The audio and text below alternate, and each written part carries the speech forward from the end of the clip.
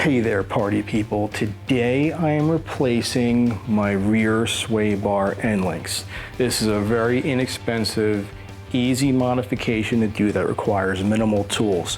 What I'm hoping to accomplish with this is minimize some body roll and stiffen up the rear end by minimizing the flex that you get when the energy transfers from the sway bar to the end link, which is attached from one end of the sway bar, one end to the wheel hub. This is the stock end link. It's circular, it's very thin, probably inexpensive to manufacture, and when you hard corner, this has a tendency to flex. So I've upgraded these to the Speedlogix End Links. These were inexpensive, under $200. You can see here it's square, which is going to provide more rigidity than the circular design. These are billet construction, they're black, so it's going to give me some rear end stability, hopefully minimize body roll in hard cornering, and hopefully make that tire stick a little bit better into the asphalt.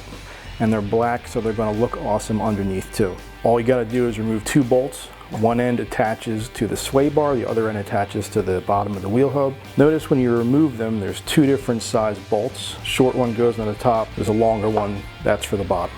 All you're going to need is a 15mm wrench and either a locking pliers or adjustable pliers you can use.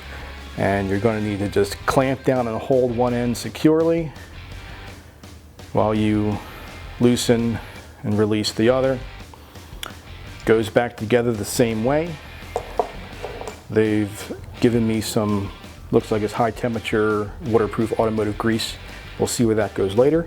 So I'm going to go ahead, get under the car, remove these end links, put the new ones in, go for a test drive, and see how this works out. Something that I like to do sometimes before I start dismantling my vehicle is to take some pictures with my cell phone of the parts that I'm going to be removing. And that just gives me some assurance that I'm putting it back together the correct way.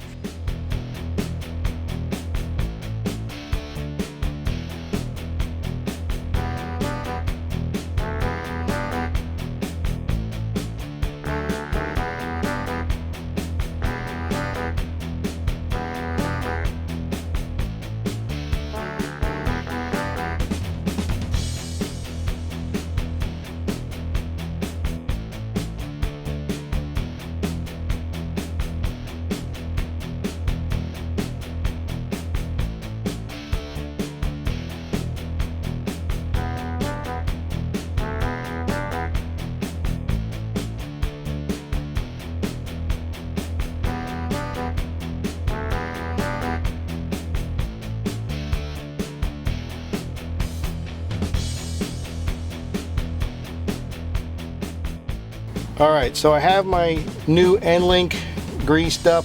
Align it the way you want it. I want to make sure that that Speedlogix writing is the direction that I want it so that people can read it. I'm going to start with the top side first, because when you get to it, you're going to need to put a little bit of downward force here to get the bottom bolt in there.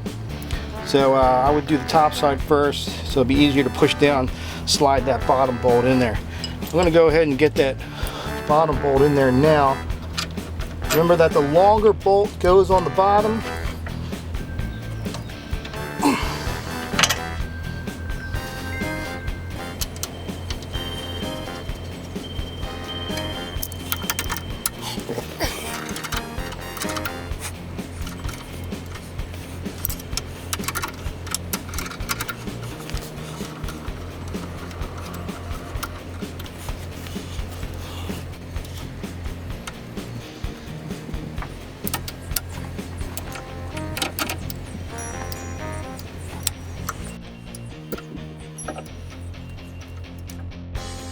This is so easy just with your basic hand tools.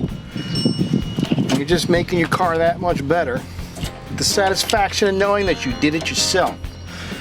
Now I don't know the exact torque specs on these, but I'm just going to do them up until they're snug and tight. I don't see how else it could be.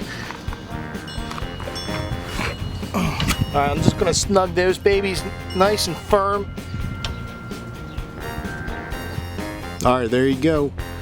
Sway bar end link installed, all bolted up, ready to go. Congratulations, you just made your car that much better for minimal cost, and you did it yourself. So let's get this tire back on, go for a drive, and see what it feels like. Until then, folks, thanks for watching. Keep on rocking.